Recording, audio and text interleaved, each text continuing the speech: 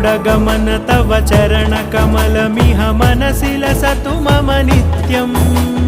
गरुडगमन तव चरणकमलमिह मनसि लसतु मम नित्यम् मनसि लसतु मम नित्यम् मम तापमपाकुरु देव मम पापमपाकुरु देव मम तापमपाकुरु देव मम पापमपाकुरु देव